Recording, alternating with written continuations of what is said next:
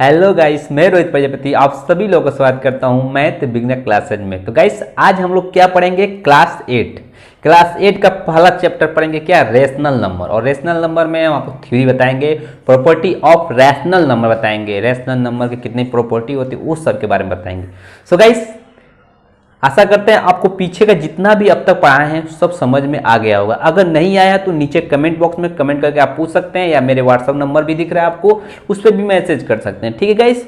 So guys चलिए अब बिना टाइम को स्पेंड किए हम लोग अपना क्लास स्टार्ट करते हैं। सो गाइस आइए अब हम लोग स्टार्ट करते हैं। देखिए तो गाइस देखिए, सबसे पहला बात हम लोग को रैशनल नंबर पढ़ने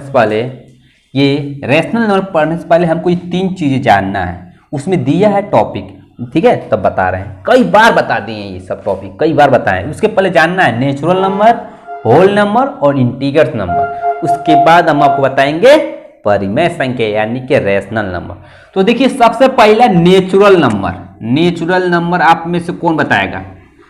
नेचुरल नंबर सभी को पता होगा, लेकिन इसमें दिया है टॉपिक वाइज टॉपिक, तो इसको हम बताएंगे नेचुरल नंबर। ठीक है, तो नेचुरल नंबर क्या होता है? सिंपल सा डिफिनेशन है, गिनती के संख्याओं को क्या बोलते हैं? Natural number. और गिनती की संख्या किससे स्टार्ट होती है बताइएगा?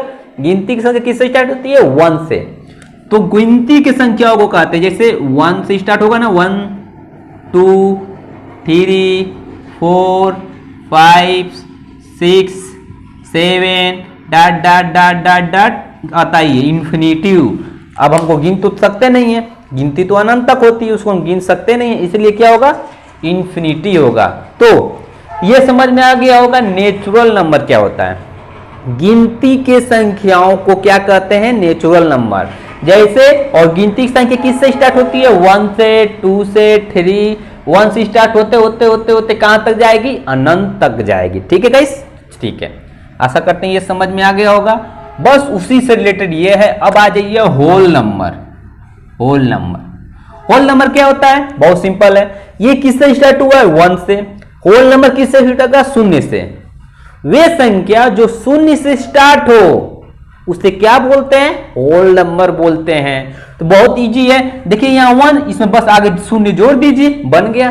कितना आसानी से देखिए वो समझ में आएगा। बस इसमें 0 जोड़ दीजिए तो 0 हो जाएगा। उसके बाद क्या होगा? 1, उसके बाद क्या होगा? 2 3 4 5 dot dot dot dot infinitive. ठीक है, किससे स्टार्ट होता है? पूर्ण संख्या क्या होता है? Whole number. जो 0 से स्टार्ट हो। नेचुरल नंबर क्या होता है? जो 1 से स्टार्ट हो। समझिएगा, इससे क्वेश्चन आएगा। सबसे छोटी प्राकृतिक संख्या यानी कि नेचुरल नंबर क्या होता है? तो 1 होता है। सबसे बड़ी नेचुरल नंबर पूछेगा तो इन्फिनिटी होता है। सबसे छोटी होल नंबर पूछेगा तो क्या होगा? 0 होगा। सबसे बड़ी होल नंबर पूछेगा तो क्या होगा? इन्फिनिटी होगा। 4 क्वेश्चन बन गया इससे। ठीक है, अब आइए, अब आते हैं नीचे। ये क्या है? इंटीजर्स नंबर यानी कि पूर्णांक संख्याएं। देखते रहिए, ये क्या होता है? पूर्णांक संख्याएं। पूर्णांक संख्या क्या होता है? बहुत इजी है। देखिए इसमें, देखिए ये किससे हुआ? नेचुरल नंबर किससे स्टार्ट हुआ है? 1 से। होल नंबर किससे स्टार्ट हुआ है? 0 से। इन दोनों को जोड़ दीजिए। पहले यहां पे नेचुरल दोनों को हम जोड़ के लिख दे रहे हैं, 0 1 2 3 4 5 6 डॉट डॉट डॉट इन्फिनिटी। ठीक है, इन दोनों को हम जोड़ के लिख दिया ना, 0 से लेकर 1 तक। यानी कि ये दोनों मिलकर ये दोनों क्या है? इसमें देखिए नेचुरल नंबर भी है, और क्या है? होल नंबर भी है। जो 0 से स्टार्ट हो गया और 1 से स्टार्ट हो गया प्राकृतिक संख्या हो गया। ठीक है, यानी कि नेचुरल नंबर भी है, होल नंबर भी, इसमें दोनों स्टार्ट है, इसमें दोनों समाहित है। ठीक है, अब देखिए तो बोला है पूर्णांक संख्या। बस अब इसमें क्या करना है? निगेटिव नंबर, निगेटिव इंटीजर यानी ऋणात्मक संख्या जोड़ देना। 0 के बाद क्या आता है? 0 से पहले -1, उसके बाद -2, उसके बाद -3, उसके बाद -4 dot dot dot dot dot infinitive. तो इंटीजर्स नंबर क्या होता है? बस इसमें -1 -2 -4 डॉट सब जुड़ जाएगा। ठीक है, तो इसे देखिए, इसमें 2 तरह का, एक निगेटिव इंटीजर्स होता है, ये होता है निगेटिव इंटीजर्स। निगेटिव इंटीजर्स क्या होता है?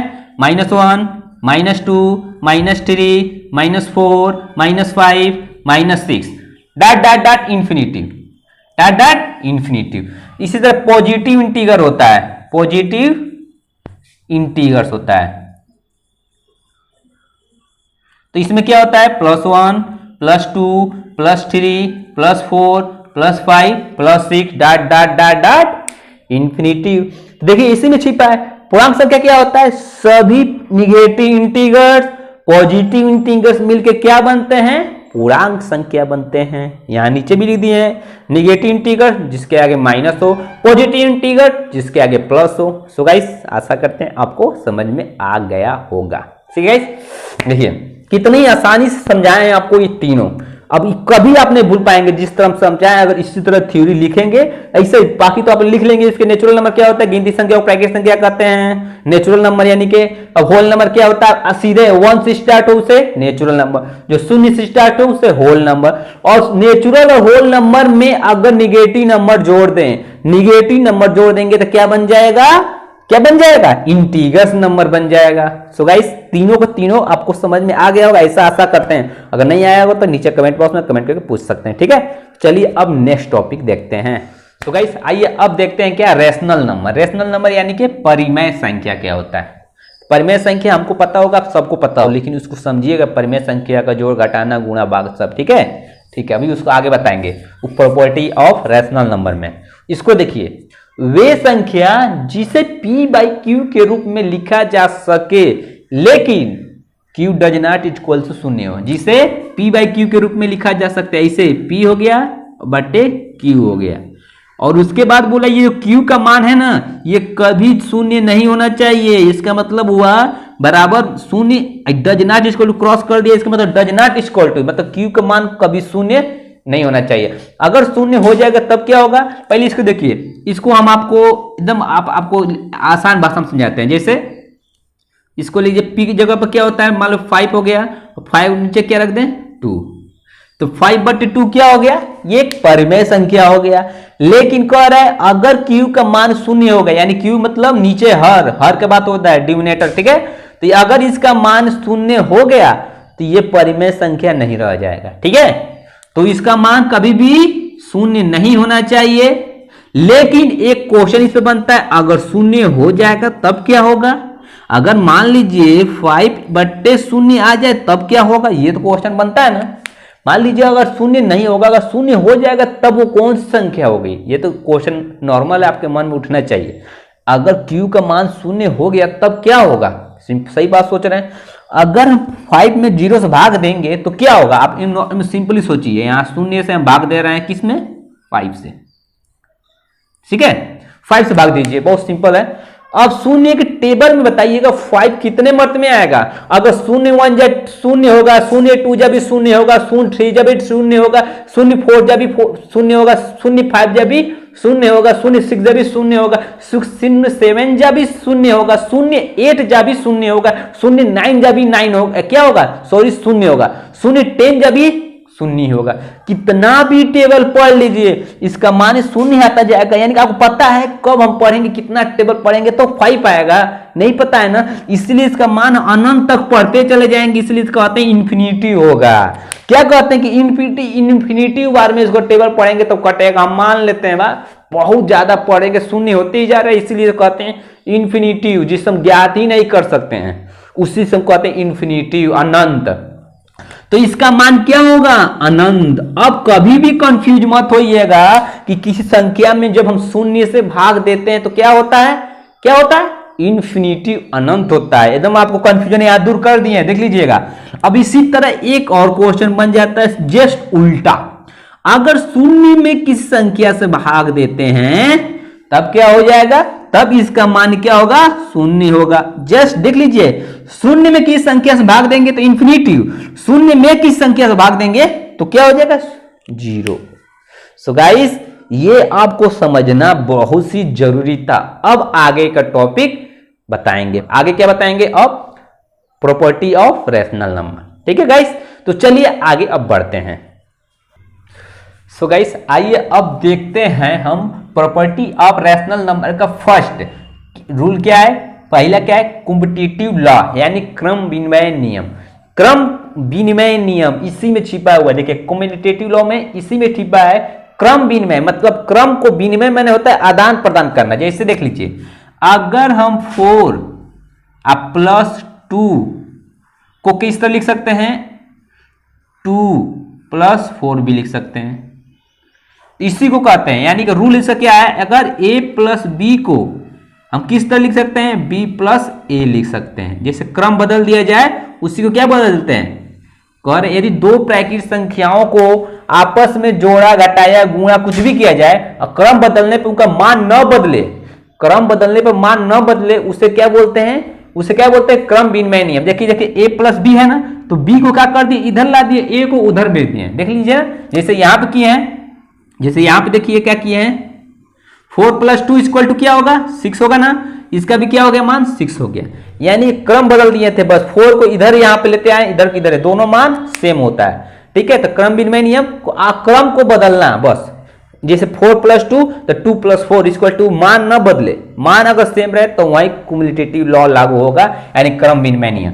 तो हम देखते हैं अब इसमें कि क्रम विनिमय नियम किस किस में लागू होता है, जोड़ में, घटाना में, गुणा में, भाग में। ठीक है, तो सबसे पहले जोड़ में देखते हैं। ठीक है, तो आइए देखिए, अगर मान लीजिए 4 प्लस 2 हम लोग लिए हैं तो इक्वल टू इसको 2 प्लस 4 लिखेंगे क्रम विनिमय नियम के अनुसार, तो 4 और 2 कितना होगा, 6 होगा, ये भी 6 होगा, यानी कि दोनों को मान सेम आना था, यानी कि क्रम विनिमय नियम जोड़ में लागू होता है, एडिशन में लागू होगा, एडिशन में क्रम विनिमय लगाने पर लागू होगा, उसका मान कभी चेंज नहीं होगा, सेम आएगा। ठीक है, अब आते हैं सब्सट्रैक्शन में। अगर हम 4 माइनस 2 इसको कैसे लिख सकते हैं, क्रम विनिमय नियम के अनुसार उल्टा करके 2 माइनस 4, यही करेंगे।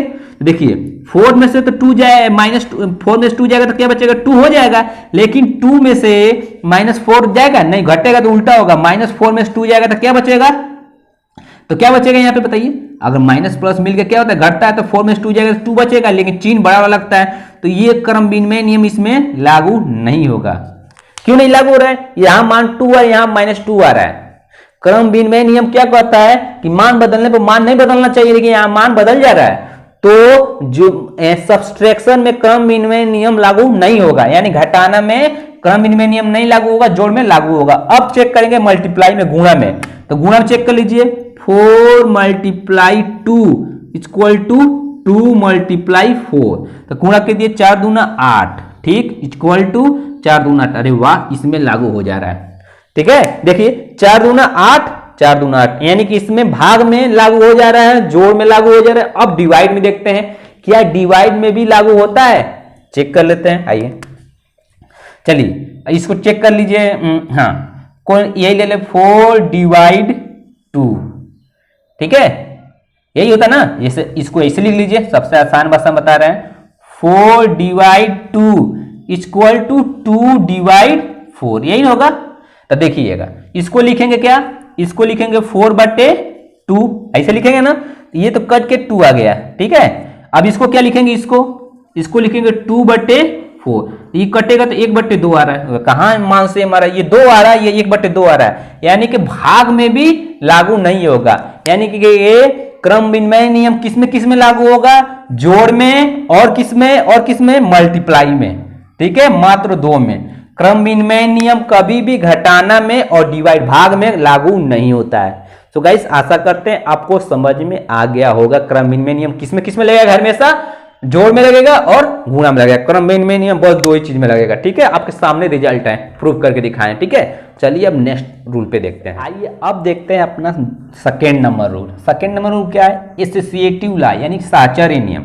साहचर्य नियम क्या बोलता है, यदि a प्लस बी कोष्ठ में प्लस सी इक्वल टू, इसको क्या लिख सकते हैं, a प्लस सी कोष्ठ में प्लस बी, इसको ऐसे लिख सकते हैं, उसे क्या बोलते हैं, साहचर्य नियम। साहचर्य नियम मतलब देखिए, यदि a प्लस बी कोष्ठ में c, इसको जोड़ के कैसे हम क्रम बदल कर अंदर को बाहर, देखिए b को बाहर कर दिए और c को अंदर कर दिए, तो बदल कर ऐसे लिख सकते हैं, इसे क्या बोलते हैं, साहचर्य नियम। साहचर्य नियम बस सेम यही है कि कोष्ठक को बाहर वाला को अंदर करके क्या मान में चेंजिंग होता है, वही इसे क्या बोलते हैं, साहचर्य नियम। तो अब इसको हम चेक करेंगे, जोड़ पे, घटाना पे, गुणा पे, भाग पे क्या होता है। तो चलिए लेते हैं एक संख्या, क्या लेते हैं, 8 और क्या लेते हैं +2 कोष्ट में +4, ये एक संख्या ले लिए। अब इसको हम साचर्य नियम के अनुसार सॉल्व करना है, तो इसको हम कैसे लिखेंगे, कोष्टक वाले को अंदर, अंदर को बाहर, बाहर को अंदर, तो इसको लिखेंगे 8 और अंदर चला जाएगा 4 कोष्ट में, फिर बाहर 2 चला जाएगा तो +2। देखिए यहाँ प्लस क्यों ले रहे हैं, पहले एडिशन लेंगे तब सब्सट्रैक्शन, ठीक है। अब देखिए 8 2 10, 10 4 14 बराबर 8 4 12 2 14, यानी कि इसमें लागू हो जा रहा है, किसमें, जोड़ में, एडिशन में साचर्य नियम यानी कि एसोसिएटिव लॉ लागू हो जाता है। आपके सामने रिजल्ट भी है, ठीक है। अब देखिए, अब देखते हैं सब्सट्रैक्शन पे, ठीक है। यही सेम अंक लेते हैं, सब्सट्रैक्शन में घटाना, बस इसके अंक पर माइनस रख देना है, तो 8 - 2 कोष्ट में माइनस क्या है 4 इक्वल टू, अब इसको लीजिए 8 - 4 - 2, ठीक। अब इसको सॉल्व कर दीजिए, देखिए 8 में से 2 जाएगा तो क्या बचेगा 6 बचेगा, और यहां क्या है -4, तो 6 में से -4 जाएगा तो क्या बचेगा 2, इधर तो 2 आ गया, अगर इधर भी 2 आ जाएगा तो ये रूल हम लोग इसमें भी फॉलो हो जाएगा। इधर देख लेते हैं, 8 में से 4 जाएगा तो क्या बचेगा 4, और 4 - 2, इधर भी क्या बचेगा 2, दोनों बराबर 2 आ जा रहा है, यानी कि सब्सट्रैक्शन में भी साचर्य नियम लागू हो जा रहा है, ठीक है।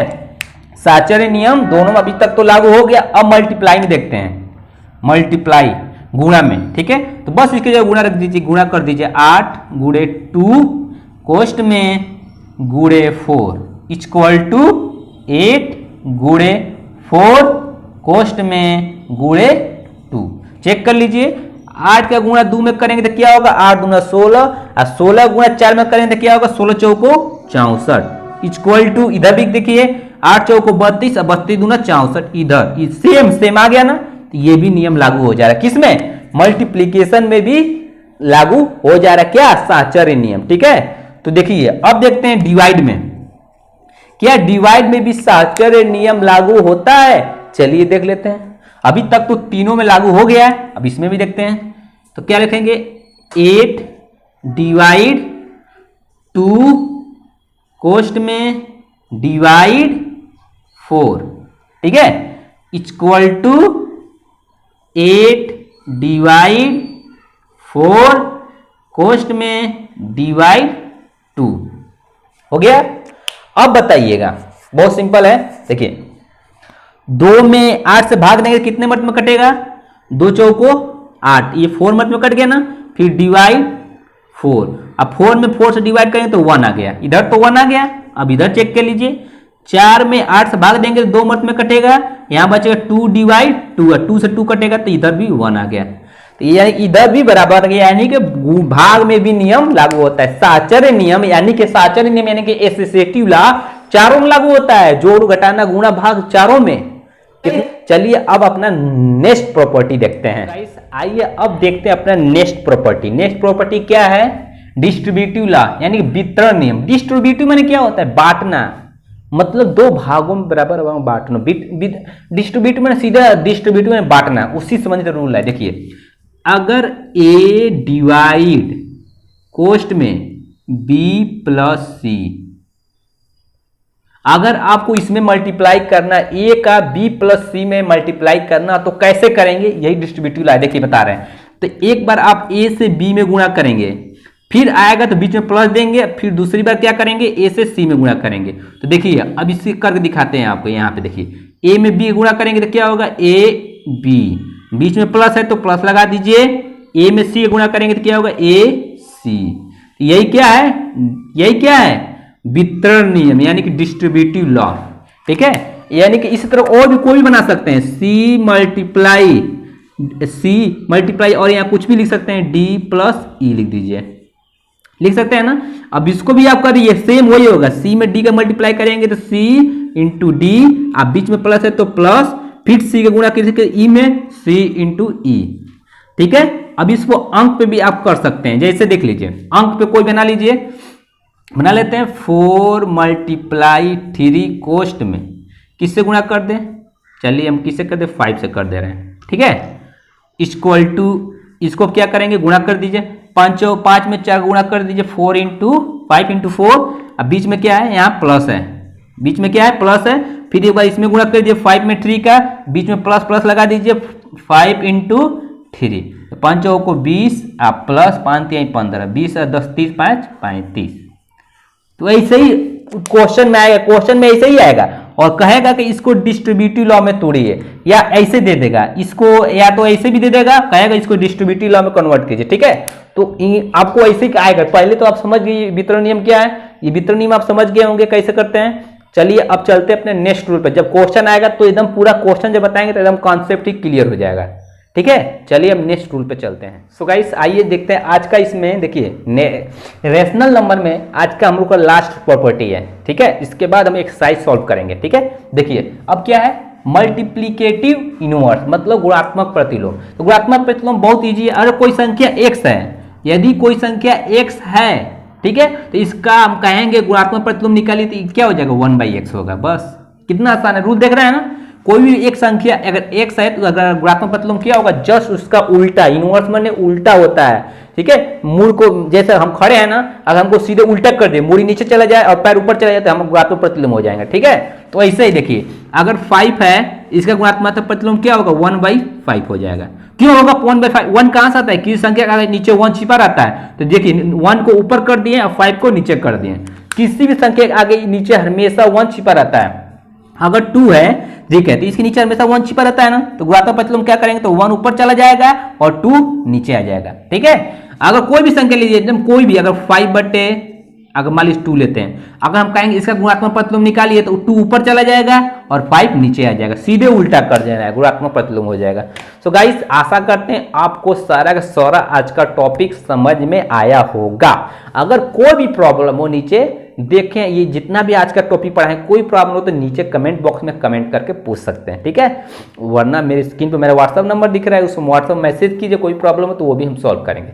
सो गाइस आशा करता कैसा रहा क्लास, ये कमेंट करके आपको जरूर बताना है। अगर समझ में नहीं आया तो कोई भी प्रॉब्लम जरूर पूछिए हमसे, ठीक है।